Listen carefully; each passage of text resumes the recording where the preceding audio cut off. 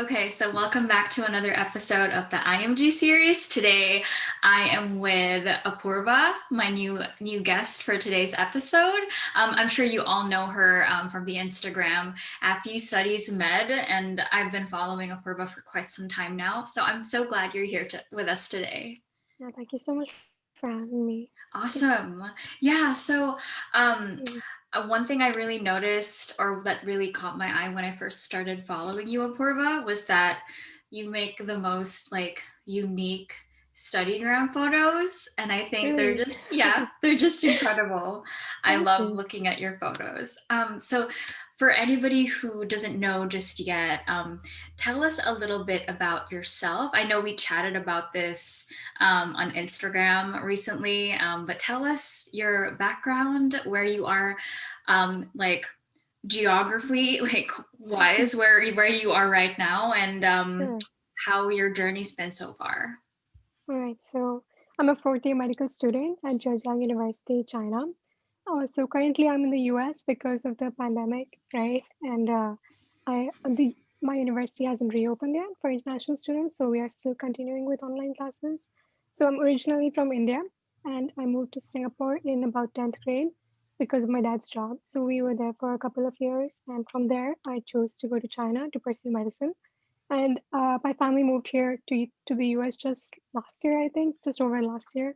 So yes, that's why I'm here. Yeah, it's been, oh my gosh, it sounds like it's been quite the adventure, quite the ride. Yeah. Yeah. um, Even within India, we would move every 4 years. So I'm like super used to this nomadic lifestyle. oh wow, okay, Yeah. that's interesting. So you mentioned that you're doing online classes now because of the pandemic, but prior to this, Mhm. were you studying in like physically in China? Yes. Yes, I was Okay. physically in China. Yeah. Okay, awesome. Okay, so I'm just trying to imagine like the changes that you had to go through from like transitioning from China, first of all, Singapore, and then China, Yeah. and then now you're in Mhm. the US. So I what's know. it been like to like thinking time difference? What All was that right. like for you? Yeah, so Singapore and China are the same time zone, so it's not really difficult. But here and China, there's about a 14-hour time difference right now. Right. So that's a bit difficult to cope with, but you have to adapt. There's nothing you can do. So I usually have classes from 6 p.m. to 3 a.m. But this coming semester, I have classes from 6 p.m. to 6 a.m. my time. So yeah, it's gonna be pretty crazy. I'm trying to see how to, figure it out. Oh So we're my. required to attend live classes, but for some of them, we're allowed to, just watch the playback a couple of hours later. So that's what I'm planning to do. Otherwise, I'm just going to be living, completely opposite. Yeah, that's Yeah, insane. yeah, So you're gonna have to like be adjusting your body to all of this like time yeah. changes. Hmm. Like moving on to like, more about your journey and curious to know why you decided to pursue the USMLEs. Okay. So I always wanted to move to the US to work. So there have been a couple of options. I've considered UK, Australia, Mm, even Europe. But and USMLE is still not my final option. It's just my main option right now. I have a couple of other plans too. But right. it's the lifestyle. And plus, it's USA, everyone's pretty hyped about it. So it seemed like the natural way to go because I really don't want to move back to India since I'm already abroad. So I just want to continue Right. pursuing my career abroad. I mean, there's nothing wrong with India. I'm just saying that's my own Oh, personal goal. right, right. Like, yeah, yeah. So from Singapore to China to US. So hopefully, that's why I just went in with USMLE. Yeah, totally relate with what you said. Obviously, there's nothing wrong with my home country as well, but since Mm-hmm, from the Philippines and like currently in the U.S., definitely mm-hmm, being here in the U.S. has presented so far for me like a lot of opportunities to learn and grow as a physician. mm-hmm, And it's never a matter of our home countries can't offer the same thing to help us grow, but just absolutely. the Mm-hmm, opportunities that are being offered here are exciting and yeah, definitely a challenge, but in a good way. yeah. I Mm-hmm, had some of my followers ask me, since you mentioned over chat that you have just started studying for step one, is that correct? mm-hmm. Yeah, so basically, I've been studying for over a year now, technically. Like, it's always like I'm studying for step one, I'm studying for step one, but I'm like really getting into it now because I want to take it by the end of this year. And Right. I think, yeah. Mhm. I know what you mean. And So when yeah, how did you I know it just feels like such a long journey having to like deal with step one. I feel like I in my head I'm saying the same thing because I started studying for step one last year, but I'm also kind of like still studying for it and I feel like I need to, give myself more time to really hammer it in. mhm, But somebody right, asked me, how do you like begin studying and how do you know I'm not sure if this is where or when to take the exam. So, mhm, what's your study approach to step one so far? right. So, first things first, I think you should take a diagnostic test. There's a lot of diagnostic tests available online, and a couple of them are free. So, when you take the test, you get an idea of where exactly do you stand because you really don't know, right? A lot of us Right. are IMGs, so our medical course might be a bit different to what they expect on the USMLE. So it's good to set oh my god, a foundation, I guess, just like a level to work Yeah. from, right? And so taking a diagnostic test helps to see where you stand. And then you need to set your goal score depending on what, residency you want to pursue. Right. So based on that, you figure out what the gap is and you figure out what kind of time you need to give yourself. And Right. more than that, I think you need to do a lot of research, like, look at other students who are also studying for USMLE Mm. or just, go through the internet to figure out how much time does it usually take people. So some people take only 6 months and it works for them. I've heard of some people just studying for 3 months and doing well, right? Everyone is different. And for some people, it might take over a year and that's totally fine. Right. So you need to figure out based on your own, where you stand and how much work you need to do, like what kind of time and effort you want to commit into this exam because it's a huge deal, right? If USMLE is your main goal, you have to make sure you do well on step one to be able to, as an IMG at least, to be able to match here. So, right, and for resources, I guess everybody knows first aid, right? So Yes. to start to start with it, I think getting first aid and getting one video resource and a question bank is the right way to go because that's how I started. I got my first aid and I got USMLE RX, and then I just watch the videos and I do the questions, and then I just moved on from there. Like you have to keep piling on resources slowly, and getting on with it. Yeah, because I noticed, I don't know if it's the same, like if you feel the same way, but studying for step one is so new and different to me because first of all, the curriculum here in the US is very different. The Hmm. resources are very different. Their approach to questions Right. are unique in the sense that it's just structured a certain way compared to what I was used to in the Philippines. So, like you said, just like getting all these resources together and figuring out which one is best for you is Hmm. kind of like a challenge in itself. I know. Definitely. Yeah. Yeah. How do you like kind of like narrow down these? Are you the type to like gather as much resources or do you want to like focus on specific Yep. ones? That's definitely me. I have so many resources, too many, and I'm just like, what do I use now? Because over the past year, I've just been compiling. I'm like, oh, I should get this, I should get that. But in the end, I'm like, there's way too many things to do. So I'm trying to narrow it down to just one video resource and using Anki for, flashcards and using one question bank. Because I think doing questions from the very beginning is super important. That's what I've heard everyone talk about. Like doing questions is super important. So I'm trying to focus on that. But man, it's a lot of Yeah. resources. Yeah. Yeah, I agree. If there's, I think the most common thing the most common feedback I've gotten so far from IMGs who've already taken step one is that if there's one thing that you need to focus on, it's really you world. I know as, Yeah, I guess people who are on Instagram kind of get overwhelmed because there's so much to choose from. And it's, definitely. yeah, Right. But I feel like saving you all for the end would be a smarter choice. That's what I've usually heard, right? To take it just a couple of months before your actual test. right. Mm-hmm. And I think I also want to kind of like transition a little bit from talking about step one and talk a little bit about your studygram, Apoorva, because it's so intriguing to me. I'm so curious to know, how did this start? Like, Mhm, how did you come up with it? What was your kind of like mindset at the time? And did you have any specific goals for putting this up? I'm so mhm. intrigued to know.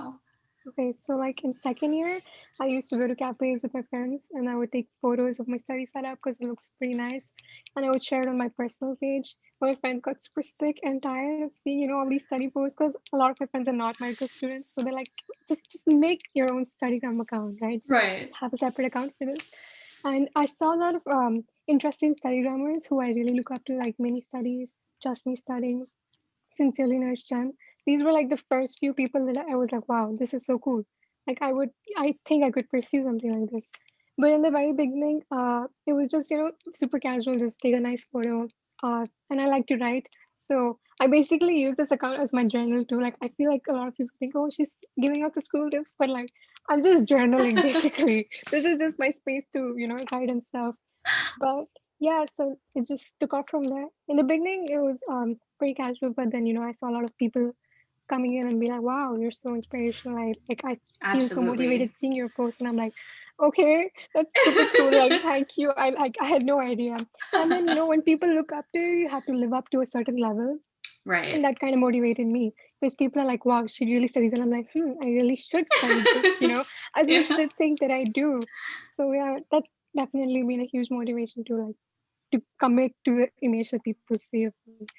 Like not in a toxic way, but like, just having Yeah. something to live up to, I guess. I don't know. Yeah, no, I agree. It's like somehow it's like when you're posting stuff about yourself studying and then you have people reacting to it in a positive way, you're like, "Oh, I guess in a way these people are holding me accountable." Like I Yeah, actually definitely. like I actually need to be as motivated as I'm projecting myself to be on Instagram, Hmm. without having to like Yes, try too definitely. hard. I Hmm. yeah, I love that. So I guess you could say thank you to your friends who got annoyed at you like posting. Yeah, That's yeah. and now you have this Exactly. like huge following Hmm. on Instagram, which I think is incredible. Thank Um, you. and so I also had another follower who sent me like a long message, and I hope you don't mind me reading it out. So he Yeah, sure. said, so you're studying in China, and it's different there due to the pandemic, and you're doing stuff online, and you're planning to write your step one by the end of the year. And he wanted to know if your university plans that the next semester will be online as well, which is possible. Will you be taking step one by the end of the year, or will you do that whenever you're back in school? Because Chinese schools, he says, doesn't really have a lot of experience with a step one registration. So I guess like assistance when it comes to preparing for step one. Hmm. Right. So because I think by the assistance he means the ECFMG certification that's required Yeah, from the university. Maybe probably it's is. about that. So for my university, like Zhejiang University, I think it's fine. I have a lot of seniors who have taken step one. So my Okay. administration is pretty familiar with the process. So I think you need to look into whatever university you are studying at. And I'm sure if you, get to them and ask them to help you out, I'm sure they'll look into it. Right. And more than that, you need to check if your university is in the WDOMS list, right? Right, the Isn't World that Federation of like, yeah, whatever's yeah, accredited by medical schools? Like ECFMG. exactly. So if your university is not on that list, then you're not eligible to write USMLE. So you need to look into that too. Then yeah, so currently it looks like it's going to be online for at least the first half of the semester. There's no confirmation as such because the government is going to decide. We're just waiting to see what happens because it's a very volatile situation, right? It's very unpredictable. Right, We don't know what's happening. So we're just going to wait and see. But it looks like it's going to be online. So my timeline, I think it doesn't depend on what the university is doing. It just depends on what my progress is like. right. So currently my goal is August to take the step one exam. I don't know if I can make it. I haven't booked any dates or even gotten the ECFMG certification yet, but I'm Yeah. just looking into it. So yeah, I'm targeting August, but if that doesn't work out, I'm just going to push it. But I want to take it by the end of this year. So I'm going to take it only when I know I'm prepared. I'm trying not to rush into it, because that's also scary. Because someone told me, like, just don't rush into the paper just because you want to get it done with, because that score is permanent. That three-digit score is forever, right? So Yeah. I just want to make sure I'm prepared before I finally take it. No, that's such a great way to look at, preparation and taking step one, because I think Mhm, as IMGs you kind of feel the need to rush things because you're trying to get to a certain point where you kind of are on time when it comes to match yeah, applications. But at the same time, you mentioned it's a permanent score, and especially yeah. if you're taking it before 2022, when they decide to make step Make one it. pass or Yeah. fail, pass Mhm, fail rather, it becomes a huge factor for us who are also taking step one in 2021. It still reflects on our mhm, transcript, CV, yeah. and application and all that. So I love that you're talking about like not rushing it. It's very Mhm, refreshing because I don't know a lot of people who are comfortable expressing the need to take their time with step mhm, one. Um, but yeah, mhm. At I the love. same time, I do have a deadline, Oh It's also yeah, important to have yeah, a deadline. Yeah, yes, definitely. And absolutely. one of my friends, boss student on Instagram, she actually told me that if you drag it on too long, it gets exhausting too, because your motivation is going to run dry. Oh yeah, We for can't expect sure. ourselves to keep studying for like a year, 2 years. Like it's a lot of studying, specifically for just one exam, right? So it's got to be a healthy balance of, don't rush yourself, but also don't stretch it out. So that's what Yes. it comes to. No, yes, I amazing advice because you get to a point where I think some people get burnt out, like they delay it for Yeah, a very long time and then it gets to a point where it's like mhm, you kind of lose momentum at that point. Um, definitely.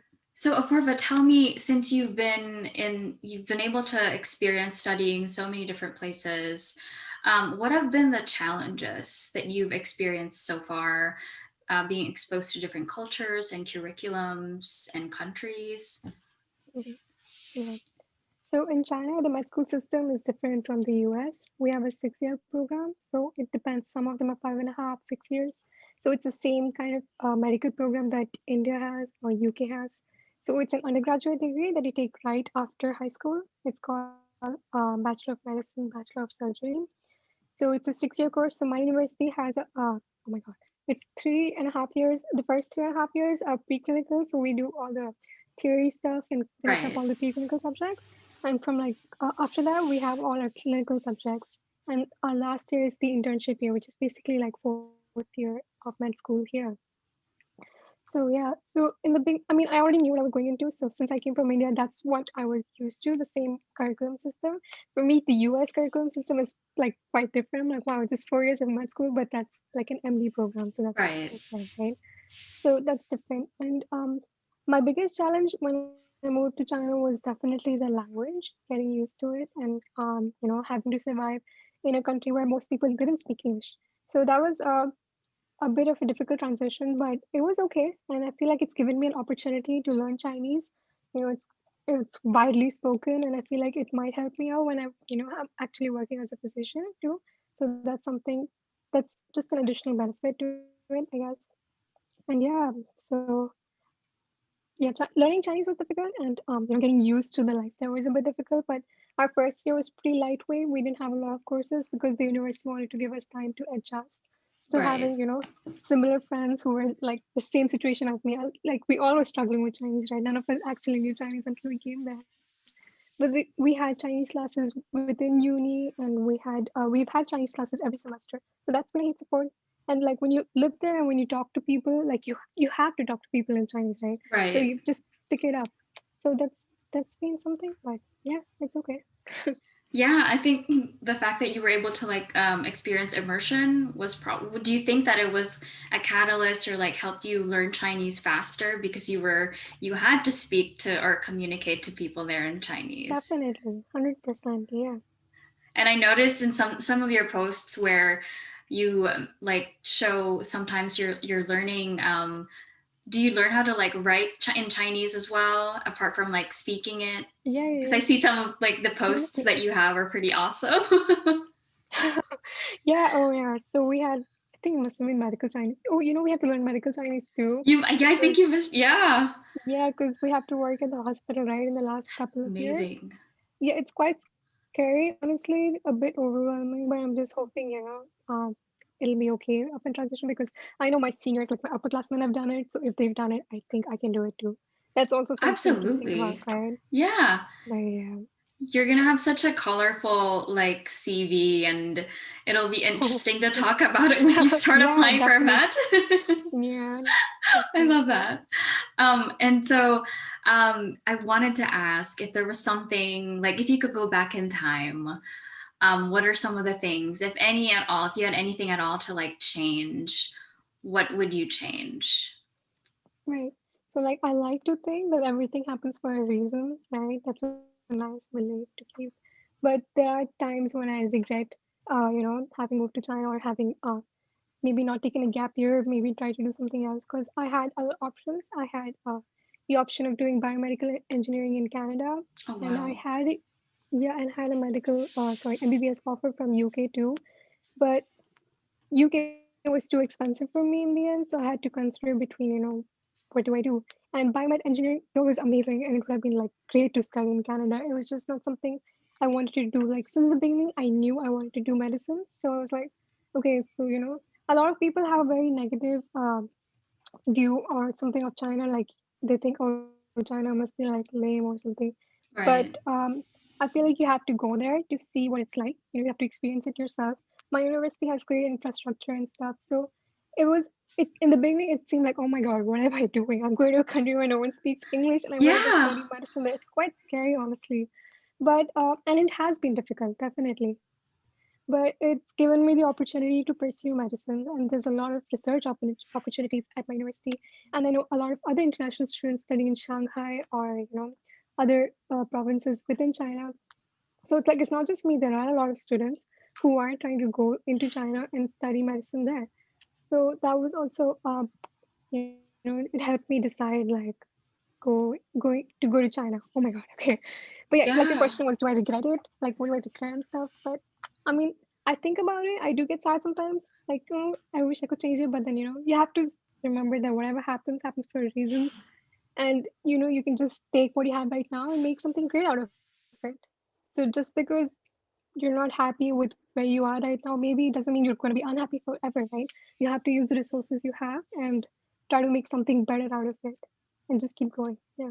Absolutely. And I can't imagine going to a country where I'm unable to speak the language first and foremost, or I don't really have any friends and Mm, family there. I'm here in the US, but at least there isn't much of a language barrier, but it's still intimidating and scary to me because it's a completely different culture. So definitely. I admire you for, Thank you. for pushing through and just, like you said, making the most out of it. That's amazing. Yeah, but I feel like my friends were a huge support system because I had a couple of friends from Singapore. We all moved in together. So it was like Oh, very wow. similar group of friends. Like, yeah, my roommate was actually from the same school as me. We didn't know each other in school, but we met in China. We were like, wait, we went to the same school. Wow. Yeah, that was pretty cool. But yeah, so, having a great support system in the form of friends, yeah, I feel like I couldn't have gotten through it in the beginning, at least without them for sure. So yeah, having a solid friend circle or just some form of support when you're going through this weird Absolutely. transition really helps. Yeah, Absolutely. I agree with you 100%. And if anybody wants to kind of go down that same route as yours, or not consciously wants to go down that same route, but like is currently in a similar situation as you, where they're transitioning from a completely different country and then going to another country for medicine or residency, what kind of advice or tips do you have for anybody that's in that situation at the moment? right. So first and foremost, do your research, right? Don't go into it blind. You should have a full idea of where you're going, what to expect. Don't just surf online and get it. Maybe just try and talk to people who are actually there. Like, reach out to people who are in the same situation as you and have, pursued that route to see if they're, satisfied with it or if they wish they had done things differently. And just think about if you really want to commit yourself to this difficult transition, right? If if there are different options available, if it's worth it to consider them instead of taking this really tough and painful route. So you have to see options plus what to expect. Absolutely. And I I feel comfortable saying this, and please correct me if I'm wrong, but Apoorva is one of the most like, now that I'm like meeting her virtually, is one of the most like down to earth people I have been in touch with on Instagram. She's always like really friendly when you're chatting with her on Instagram, and she's very helpful and provides like a lot of like she's provides so much resources and information, especially about what she's doing. And I love the 7 hours 7 days a week challenge that you're Yeah, doing, which I think is a great way to like motivate other people to study with you, and to help keep yeah. all of Thank us you. accountable. I love that, Apurva. Thank you so much for joining me today. And Thank you so much for having me. thank Yeah, you. I it was so really much fun talking appreciate to it. you. Yes. Thank you. You too. Mhm. I will see you all in my next episode of the IMG series.